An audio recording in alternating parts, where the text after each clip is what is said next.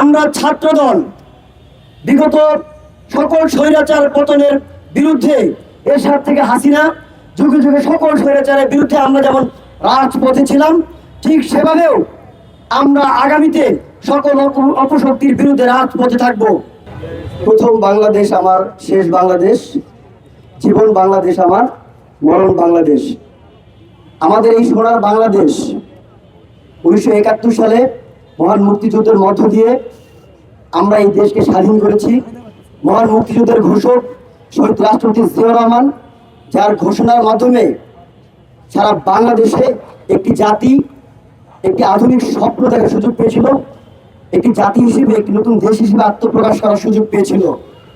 মুক্তিকামী জাতি 1971 সালে যেমন নিজের জীবন বিপন্ন করে লক্ষাধিক জীবনের বিনিময়ে এই বাংলাদেশকে স্বাধীন করেছিল, তার ধারাবাহিকতায় গণতান্ত্রিক সংগ্রামে আপসহীন নেত্রী, বাংলাদেশের 3 বারের প্রধানমন্ত্রী দেশনেত্রী এবং খালেদা জিয়া দীর্ঘদিন উনি গণতন্ত্রের জন্য কাজ করেছেন, গণতন্ত্র উদ্ধারে কাজ করেছেন।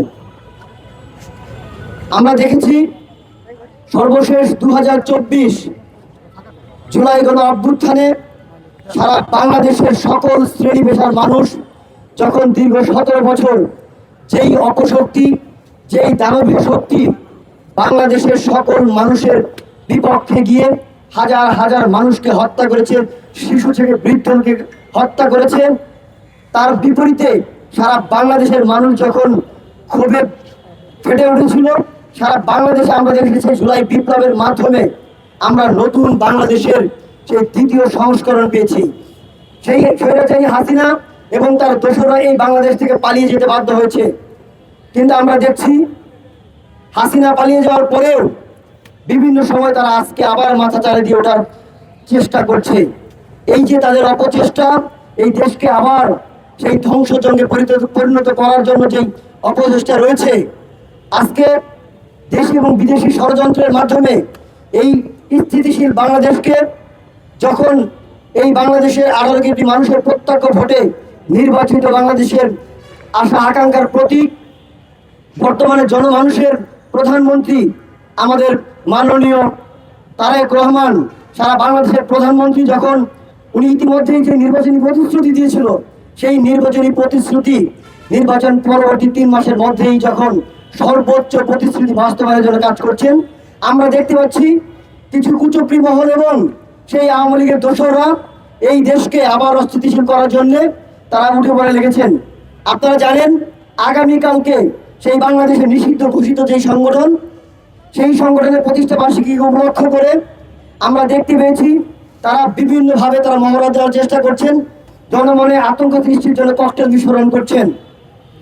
আমরা ছাত্রদল বিগত সকল স্বৈরাচার পতনের বিরুদ্ধে এরশাদ থেকে হাসিনা যুগে যুগে সকল স্বৈরাচারের বিরুদ্ধে আমরা যেমন রাজপথে ছিলাম, ঠিক সেভাবেও আমরা আগামীতে সকল অপশক্তির বিরুদ্ধে রাজপথে থাকব। এবং আমরা স্পষ্টভাবে বলে দিতে চাই, এই ছাত্রদল সারা বাংলাদেশে যেভাবে সোচ্চার রয়েছে, কোন ধরনের অপশক্তি এই বাংলাদেশে কোনোদিন মাথাচাড়া দিয়ে উঠতে পারবে না।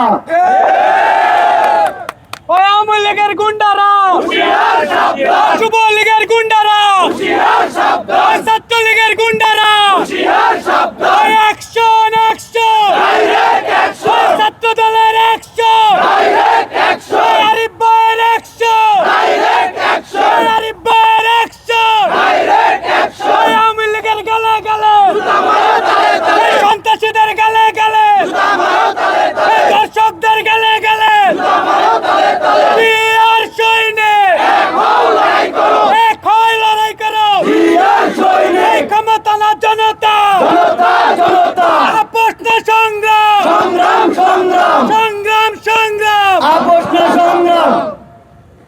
আমি উপস্থিত সকল সাংবাদিক বন্ধুদের সামনে আপনাদের মাধ্যমে প্রশাসনের দৃষ্টি আকর্ষণ করে বলতে চাই, আমরা ইতিমধ্যে দেখেছি বাংলাদেশ সরকারের মাননীয় স্বরাষ্ট্রমন্ত্রী সেই অপকৌশলে অপশক্তির বিরুদ্ধে প্রশাসনকে ইতিমধ্যে উনি নির্দেশনা দিয়েছেন, যেখানেই তাদেরকে পাওয়া যাবে তাদেরকে একটা একটা ধরে কিন্তু জেলে ভরার নির্দেশ দিয়েছেন। আমরা ছাত্রদল আমরা রাজপথে সোচ্চার রয়েছি। সারা বাংলাদেশের প্রতিটি আনাচে কানাচে ইতিবাচক পরিবর্তনের মাধ্যমে আগামীর বাংলাদেশ বিনির্মাণে ছাত্রদল শহীদ জিয়ার আদর্শের ভ্যানগার্ড হিসেবে রাজপথে থেকে সেই সকল অপশক্তির বিরুদ্ধে সবসময় সোচ্চার রয়েছি, সোচ্চার থাকবো। আমরা প্রশাসনকে ধন্যবাদ জানাই এবং সাংবাদিকবৃন্দ আপনাদেরকে ধন্যবাদ জানাই।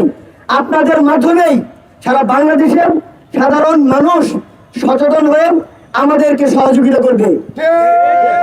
যেখানে আপনারা এই ধরনের অপশক্তি বিস্তৃতি দেখতে পাবেন, কিংবা যদি আমরা দেখি এই রাজপথে আজকে সারা রাত, কালকে এই নিষিদ্ধ ঘোষিত প্রতিষ্ঠা বার্ষিকীর মাধ্যমে যদি কোনো ধরনের কোনো বিশৃঙ্খলা তৈরি করার চেষ্টা করেন, আমরা সব সময় ক্যাম্পাসে সজাগ রয়েছি।